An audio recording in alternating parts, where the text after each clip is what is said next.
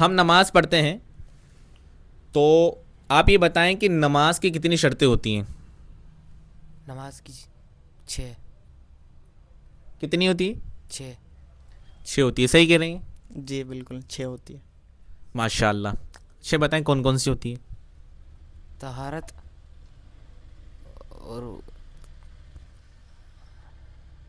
नाम नहीं आ रहा उसका। ज़हनी आज़माइश से थोड़ा सोचिए। क्या था यार? आप बताएं नमाज की 6 शर्तें कौन कौन सी होती है? तहारत, हाँ जी। सित्र औरत, इस्तकबाल किबला, वक्त, नियत और तकबीर तहरीमा। माशाल्लाह। तहारत, सित्र औरत, इस्तकबाल क़िबला, वक्त, नियत और तकबीर तहरीमा। माशाल्लाह। ये बताएं कि तहारत का क्या मतलब होता है? तहारत का मतलब होता है पाकीज़गी। हमें पाकीज़गी पाकीज़गी। जी कितनी चीज़ों की? जी 3 चीज़ों की पाकीज़गी हमें रखनी है हमारे बदन। रुकिए, आप बताएं कितनी चीज़ों की पाकीज़गी ज़रूरी है? भाई ने बताया 3 चीज़ों की, तो वो चीज़ें कौन कौन सी है? नमाज पढ़ने के से पहले हमें 3 चीज़ों की पाकी रखना ज़रूरी होगा, वो कौन कौन सी चीज़ें हैं? जो बंदा नमाज पढ़ रहा है उसकी शरीर मतलब बदन पाक होनी चाहिए। दूसरी लिबास, सही। तीसरी जगह जहाँ पे माशाल्लाह। नमाज पढ़ रहा। ओके, बदन, लिबास और जगह पाक होना चाहिए। अच्छा, ये बताएं कि अगर किसी का बदन नापाक है तो वो नमाज पढ़ सकता है? नहीं, क्यों नहीं पढ़ सकता भाई? कि वो नमाज की शर्तें हैं। माशाल्लाह, बिल्कुल सही जवाब दिया। घबराए नहीं, आपने सही कहा, क्योंकि नमाज की शर्त है बदन पाक होना ज़रूरी है। अच्छा, वक्त के बारे में बताएं। नमाज की एक शर्त है वक्त, तो वक्त के बारे में आप बताएं मुझे। वक्त का ये है कि जो आने वाली नमाज है, जिस वक्त में जो नमाज पढ़ी जानी चाहिए, उस वक्त में उस नमाज को अदा करना चाहिए। या फिर उस वक्त में दूसरी नमाज है, या फिर मतलब क्या कहेंगे, पीछे आने वाली नमाज वक्त नहीं हुई है, नमाज पढ़ ली है, तो ये नहीं हो सकता। ऑलमोस्ट आपने बता दिया, लेकिन एक्सप्लेनेशन सही नहीं हो पाई। ये क्वेश्चन में जो है सुफियान भाई से करता हूँ। जी, वक्त के बारे में बताएं। वक्त का ये है कि जिस नमाज का वक्त हुआ है उस वक्त में उसी नमाज को अदा कर सकते हैं। अगर हमारी Okay. कोई कज़ा नमाज है तो उसे किसी भी वक्त में अदा कर सकते हैं, लेकिन कोई फ्यूचर की अगर नमाज है तो हम अगर उसको उस वक्त में अदा नहीं कर सकते, क्योंकि फ्यूचर की मान लो ज़ोहर का वक्त हुआ है तो हम असर या मगरिब ईशा की नमाज नहीं कर सकते अदा उस वक्त में। जो आने वाली नमाज अज़ा है, आने लेकिन वाली। जो काज़ा नमाज है वो पढ़ सकते वो हैं। पढ़ सकते हैं। माशाल्लाह, बिल्कुल सही जवाब दिया है। अच्छा, आप ये बताएं कि तहारत, तहारत का मतलब होता है पाकी, ठीक है। इसी तरीके से सित्र औरत का क्या मतलब होता है? सितरे औरत का मतलब होता है बदन का वो हिस्सा जो छुपाया जाता हो। ओके। ये मर्दों में ये नाफ के नीचे से और घुटने समेत तक होता है। ये नाफ के नीचे से लेकर घुटनों समेत, ये समेत। मर्द का सित्र औरत है, ठीक है। औरत का सित्र औरत बताएं। औरत का सित्र यानी औरत, औरत को कौन कौन से हिस्सा छुपाना ज़रूरी है? औरत को हाथ हाथ छोड़कर और पाँव छोड़कर पूरा मतलब पूरा बदन छुपाना जरूरी है। हाथ छोड़कर, पाँव छोड़कर? मतलब हाथ की हथेलियाँ और वो पाँव के तलवे और वो। चले आप एक्सप्लेन कीजिए इसको। औरत के लिए सित्र औरत क्या है? औरत के लिए सित्र औरत ये है कि 5 चीज़ों को छोड़ के पूरा बदन छुपाना ज़रूरी है। माशाल्लाह, वो 5 चीज़ें कौन वो कौन 5 चीज़ें, पहली तो फेस है, हम्म जो भी फेस है।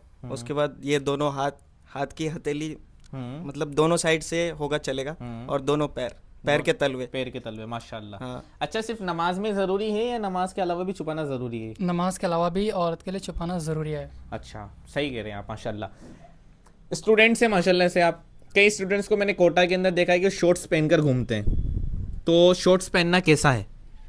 जी, हम लोग मतलब कि शॉर्ट्स है तो अपने अगर अकेले रह रहे हैं दोनों को कवर कीजिए साइड तो में। घुटने से ऊपर तक, मतलब कि पहनना तो नहीं चाहिए घुटने से ऊपर तक, घुटने से नीचे तक पहनना चाहिए। और अकेले हैं तभी पहनना चाहिए, मतलब सिंगल, मतलब कि किसी और को कोई और ना देखे शॉर्ट्स में।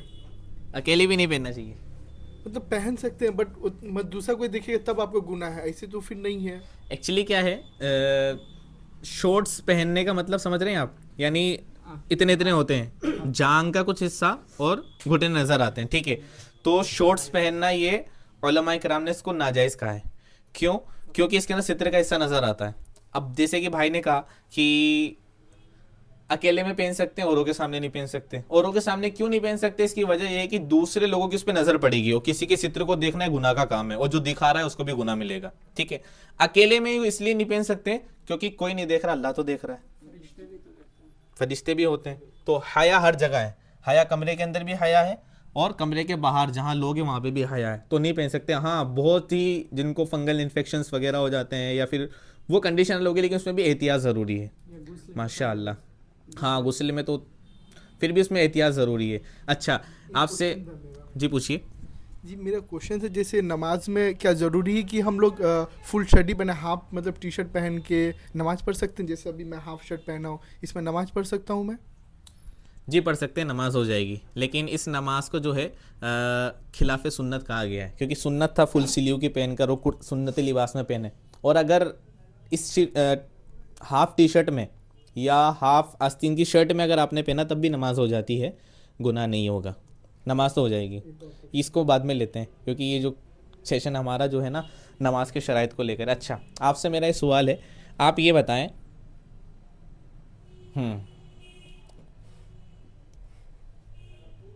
इस्तकबाल किबला ये नमाज के शर्त में से है, इसका क्या मतलब होता है? मतलब नमाज के वक्त काबे की तरफ रुख होना चाहिए, यानी कि काबे की तरफ रुख होना, जो चेहरा जिधर नमाज पढ़ते हैं वो काबे की तरफ होना चाहिए वो। यानी आप ऐसा कहना चाह रहे हैं कि अगर हम नमाज पढ़ना चाहते हो तो हमारा रुख किबले की तरफ होना चाहिए। जी। अगर किबले की तरफ किसी ने रुख नहीं करा, इधर रुख करके नमाज पढ़ रहा है, इधर किबला है सपोज, तो उसकी नमाज स्टार्ट हो जाएगी? नहीं होगी। क्यों नहीं होगी? क्योंकि वो नमाज की शर्तें हैं वो। नमाज की शर्त थी कि हमें किबले की तरफ रुख करना है। रुख करना। माशाल्लाह। अगर कोई भाई नमाज पढ़ रहा है, ओके, और नमाज में उसने नियत की कि मैं जोहर की 4 रकात नमाज सुन्नत पढ़ रहा हूँ, लेकिन गलती से उसके मुंह से निकल गया असर की 4 रकात नमाज सुन्नत, तो क्या उसकी नमाज हो जाएगी? उसकी नमाज हो जाएगी। क्यों? क्योंकि उसने दिल से नियत किया, और नियत करने से ऐसा मतलब हो जाता है। नियत दिल के इरादे को कहते हैं। दिल के इरादे को। यहाँ ज़बान से जो गलत निकला उसका एतबार नहीं। अब ये वो क्वेश्चन करने वाला हूँ जो थोड़ा सा सिलेबस से हटके हैं, और जो इस क्वेश्चन का जवाब देगा उसको प्राइज गिफ्टिंग मिलेगी, और ये क्वेश्चन है मेरा वक्त से रिलेटेड। ठीक है, ये बताएं कि वो कितने वक्त हैं, यानी मकरू वक्त कितने हैं जिन वक्त में बंदा नमाज नहीं पढ़ सकता? कितने मकरू वक्त है? 3 जनों ने हाथ उठाया माशाल्लाह से। ठीक है, इधर से हम जफ़र भाई को लेते हैं। जी 3 वक्त है। एक तो 1 मिनट नहीं बताना, सिर्फ 3 वक्त। ओके, आंसर सही है आपका, 3 वक्त से। इन 3 वक्त में कौन कौन सी नमाज नहीं पढ़ सकता है बंदा? कौन कौन सी नमाजें नहीं पढ़ सकता, या कोई नमाज पढ़ सकता है? इसके बारे में कुछ बताएं, किसको पता है? ये जो 3 वक्त है, मकरू वक्त जो है, इसके अंदर क्या कोई नमाज पढ़ सकता है? पढ़ सकता है तो कौन सी नमाज पढ़ सकता है, या क्या कंडीशन है इसकी? कौन बताना चाहेगा? जी। इसमें वो कोई इबादत नहीं की जा सकती, इसमें सजदा हो, सजदे वाली इबादतें इसमें नहीं की जाती। यानी कोई शख्स कुरान पढ़ना चाहता है तो वो पढ़ सकता है, लेकिन अगर कोई नमाज़ पढ़ना चाहता है तो उसमें सजदा है, क्योंकि इसलिए वो उसमें नमाज नहीं पढ़ सकता। ओके, नफल सुन्नत सब नहीं, मतलब हाँ, नहीं पढ़ सकता वो। ओके, बिल्कुल सही जवाब दिया। यानी कोई भी नमाज नहीं पढ़ी जा सकती, ना फ़र्ज़, ना सुन्नत, ना वाजिब, यानी वितर की वगैरह की नमाज, ना ही कोई नफल नमाज, कोई सी भी नमाज नहीं पढ़ सकता मकरू वक्त में। अच्छा, वो मकरू वक्त कौन कौन से हैं? 3 मकरू वक्त कौन कौन से हैं? जी वो 3 मकरू वक्त हैं। फजर के पहला मकरू वक्त बताए सिर्फ। जी, जो पहला मकरू का वक्त है वो है फजर की नमाज ख़त्म होने के बाद जो 20 मिनट का ये दरमियान होता है, वो होता है वो मकरू वक्त, जो पहला मकरू वक्त होता है। अच्छा, फजर की नमाज ख़त्म होने के बाद से 20 मिनट का जो वक्त है वो मकरू वक्त होता है। जी। अच्छा, सही कह रहे हैं? जी सही कह रहे हैं, मतलब जब फजर ख़त्म होती है, जब सनराइज़ हो रहा होता है तो नहीं, यहाँ पे थोड़ी बात चेंज हो गई। भाई ने बोला फजर की नमाज का वक्त खत्म होने के बाद जो 20 मिनट स्टार्ट होता है, यानी फजर की नमाज हो गई, अब नमाज के बाद जो 20 मिनट रहेगा उस वक्त में हम नहीं, ये फर्स्ट मकरू वक्त है। नहीं, इट इज़ राइट? नहीं, ये सही नहीं है, गलत है? ये स्टेटमेंट गलत है। ये स्टेटमेंट गलत है। ओ, देखते हैं आप सही क्या है, बताएं। यानी जो जब सनराइज़ स्टार्ट होता है उस वक्त से लेके 20 मिनट तक के, यानी बेसिकली जो फजर का वक्त जो ख़त्म होता है वो सनराइज़ पे ख़त्म होता है, ओके, तो वहाँ से लेके 20 मिनट तक के इबादत नहीं कर सकते। माशाल्लाह बिल्कुल सही जवाब दिया है। यानी सूरज जब निकलेगा, सनराइज जब होगा, तब से वक्त काउंट होगा कब तक? 20 मिनट बाद तक।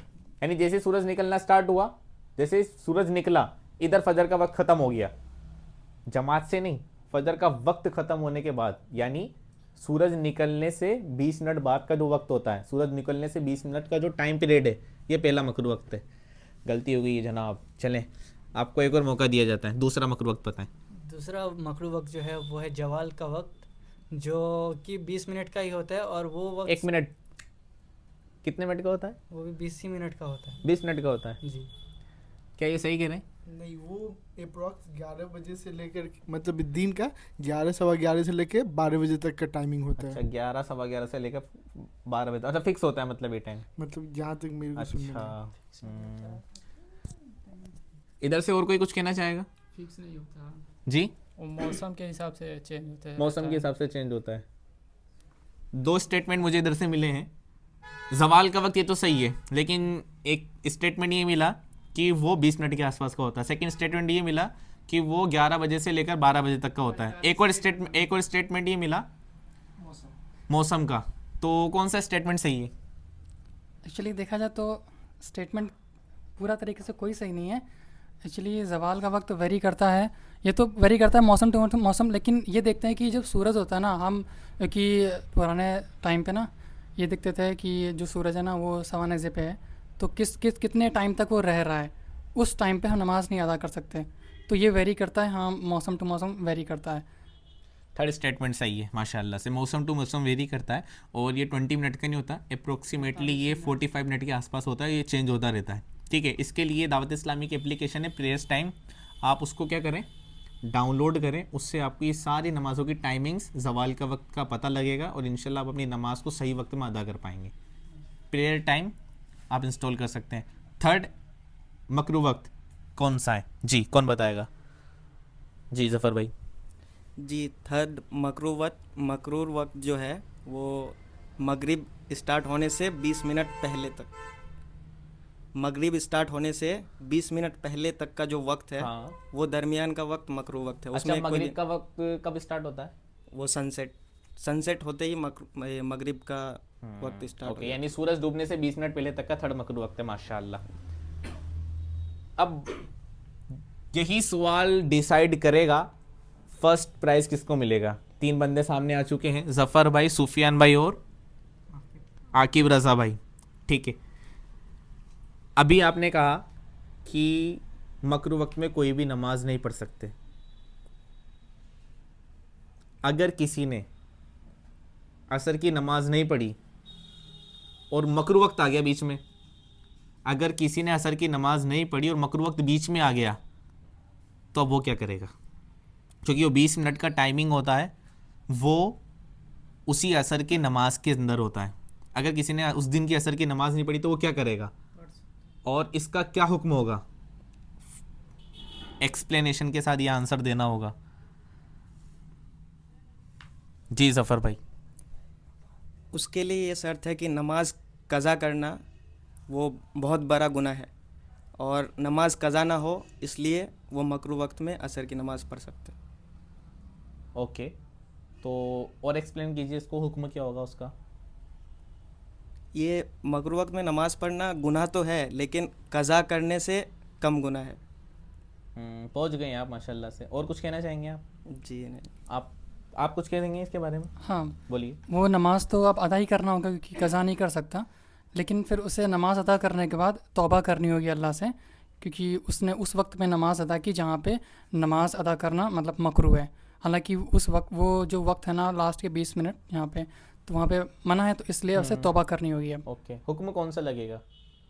जैसे कि हराम का हुक्म लगेगा। बिल्कुल सही जवाब दिया। इतनी लेट होना ये क्या है? हराम। उस बंदे को नमाज पढ़ना ही है, कज़ा करेगा तो और बड़ा गुनाह। नमाज पढ़ना ही, लेकिन साथ में तौबा भी करना है। ये अल्लाह अज़्ज़ व जल मुझे माफ़ फरमा कि मैंने मकरू वक्त में नमाज पढ़ी, उस वक्त में जिस वक्त में कोई नमाज जायज़ ही नहीं थी। लेकिन असर का मसला आप ध्यान रखिएगा। तो माशाल्लाह से हमारे क्विज सेशन के जो विनर है वो है सुफियान अंसारी। माशाल्लाह। माशाल्लाह इन्होंने फर्स्ट पोजीशन हासिल की है और इनको हम एक स्पेशल गिफ्ट भी देंगे इंशाल्लाह।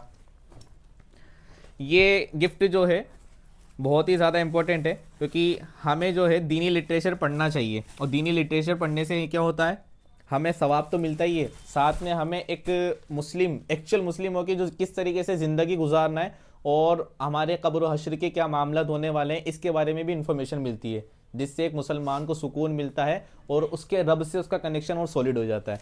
तो इनको किताब दी जा रही है माशाल्लाह से अकीदा आखिरत, अल्लाह आखिरत को लेकर एक मुसलमान का अकीदा कैसा होना चाहिए, ठीक है, जन्नत दोज़ख के बारे में क्या होना चाहिए। बहुत ही प्यारी बुकलेट है, शॉर्ट बुकलेट है।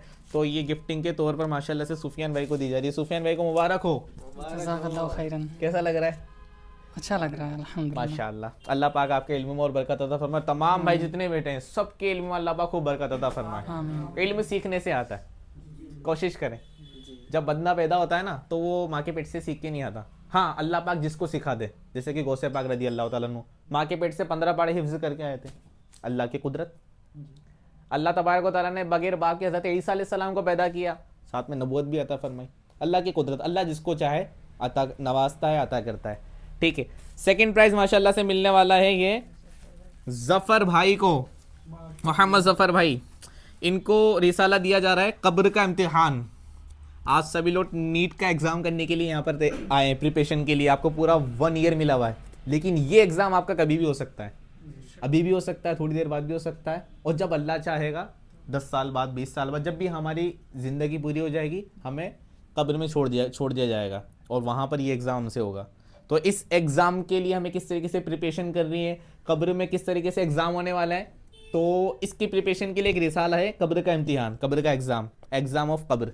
ये जफ़र भाई को गिफ्ट किया जाता है, लीजिए। कैसा लग रहा है आपको? बहुत अच्छा लगा। माशाल्लाह, अल्लाह पाक आपके इल्म में खूब बरकत अता फरमाए, तमाम भाइयों के इल्म में खूब बरकत अता फरमाए, आमीन। माशाल्लाह। जब कोई खजाने की बात की जाती है तो सबके मन में लालच आता है, खजाना, सोना, चांदी, हीरे जवाहरात, बड़ा ये होगा।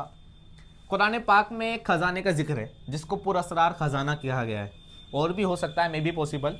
तो ये खजाना कैसा था, इन खजाने का ताल्लुक इन नबियों से था, वो इस छोटी सी किताब के अंदर बताया गया, पुरअसरार खजाना जिसको कहा गया है। और ये जो है हमारे 3rd पोजीशन लाने वाले आकिब रजा भाई को गिफ्ट किया जाता है।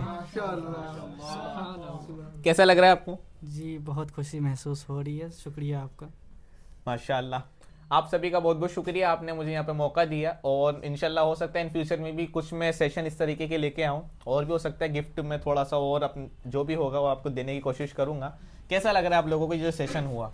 बहुत अच्छा, मतलब बहुत कुछ सीखने को मिला। नमाज के शराइत सीखे हमने। माशाल्लाह, तो मे बी फ्यूचर में इस तरह के सेशन हम लाएँ। जी ज़रूर, इंशाअल्लाहुल करीम। आप कुछ कहना चाहेंगे? हाँ, जो जैसे आज सीखने को मिला मकरू नमाज, हाँ। तो बहुत मतलब कई बार पढ़ता हूँ, तो मतलब ये असर का टाइम जो होता है ना, तो उस टाइम मैं पढ़ चुका हूँ, तो मुझे मालूम नहीं था, तो मालूम चला। तो अल्हम्दुलिल्लाह, ये अल्लाह पाक ने ज़रिया बनाया, अल्लाह का शुक्र है। जी, आप लोग कुछ कहना चाहेंगे इस साइड से? जी बहुत अच्छा लगा कि आज आप यहाँ पे आए और ये सेशन लिए, और हमें आज बहुत कुछ सीखने को भी मिला, और मुझे भी बहुत कुछ मालूम नहीं था, जैसे कि हमारे सुफियान भाई ने भी बहुत कुछ बताया हमें। तो अल्हम्दुलिल्लाह उनका भी बहुत बहुत शुक्रिया कि उन्होंने हमें इतनी अच्छी अच्छी बातें बताई। माशाल्लाह, और आगे से हम लोग ये सब बातों का ख्याल भी रखेंगे और सीखते भी रहेंगे इंशाल्लाह। आप कुछ कहना चाहेंगे? जी, जैसे आप आए तो इसके ज़रिए में मुझे बहुत सारी चीज़ नहीं मालूम थी, किस किस टाइम हम लोग नमाज नहीं पढ़ सकते हैं या जो भी, तो वो चीज़ का नॉलेज मिला। फिर और भी मतलब बहुत सारे दिन के बारे में बताया, आपसे कुछ मिला, फिर कुछ सुफियान भाई से, मतलब कुछ न कुछ किसी से सीखने को मिला। माशाल्लाह। ये इस तरह की डिस्कशंस भी अल्हम्दुलिल्लाह अहले इल्म वाले लोग करते हैं, आपस में बैठते हैं, मसले के ऊपर डिस्कशन की जाती है। कोई ऐसा कॉम्प्लिकेटेड मसला हो जाता है, कोई नया मसला है, तो उलमा की टीम बैठती है, उस पर डिस्कशन करती है, कुरान और हदीस से उसको सोल्व करने की कोशिश की जाती है। और अल्हम्दुलिल्लाह इस तरह के सेशंस दावत इस्लामी जो है करती रहती है अल्हम्दुलिल्लाह। और ये रिकॉर्ड हो रहा है इंशाल्लाह। इस सेशन को दुनिया के इंशाल्लाह पता नहीं किस किस कोने से देखा जाएगा, और जितने लोग देखेंगे उनके भी डाउट्स क्लियर होंगे इंशाल्लाह, और उनको भी नेकी मिलेगी। और ज़रिया अल्लाह ने हमें बनाया है, तो इंशाल्लाह हमें उम्मीद है जितने लोग इसको देखकर इल्म दीन हासिल करेंगे उनका सवाब हम सभी को मिलेगा। आप कुछ कहना चाहेंगे? बस माशाल्लाह, आप कुछ कहना चाहेंगे? मुझे काफ़ी ज़्यादा अच्छा लगा इस सेशन से, क्योंकि इसमें से मुझे बहुत सारी चीज़ों का पता नहीं था, जैसे कि वो 6 शर्त, नमाज़ पढ़ने की शर्त, और मकरू वक्त के बारे में मुझे बिल्कुल नहीं पता था, और इतना कम टाइम में इतना ज़्यादा सीखने को मिला, ये काफ़ी ज़्यादा अच्छा लगा मुझे। माशाल्लाह, अल्हम्दुलिल्लाह। जी आप कुछ कहना चाहेंगे? जैसे मुसलमानों पे इल्म फ़र्ज है, हमें हमेशा कोशिश करना चाहिए कि ज़्यादा से ज़्यादा सीखे, इल्म का हासिल करें, और बेहतरी है इंसान के लिए। तलबुल इल्म फ़रीज़तुन अला कुल्लि मुस्लिम, अला कुल्ली मुस्लिम, इल्म दीन सीखना हर मुसलमान मर्द औरत पे फ़र्ज़ है। तो ये फ़र्ज़ है, तो हमें तो हासिल करना ही चाहिए, बेशक। जितना से जितना ज़्यादा हो। बिल्कुल, माशाल्लाह, शुक्रिया। बहुत अच्छा लगा। ठीक है, तो इस सेशन का हम एंड करते हैं। उम्मीद करता हूँ कि आप सभी को बहुत अच्छा लगा होगा। इस वीडियो को आप माशाल्लाह से देखा आपने, इल्म दीन आपको सीखने को मिलेगा। इसको आगे शेयर भी ज़रूर कीजिएगा ताकि और इस्लामी भी इल्म दीन सीख सके। अस्सलाम वालेकुम व रहमतुल्लाहि व बरकातुहू।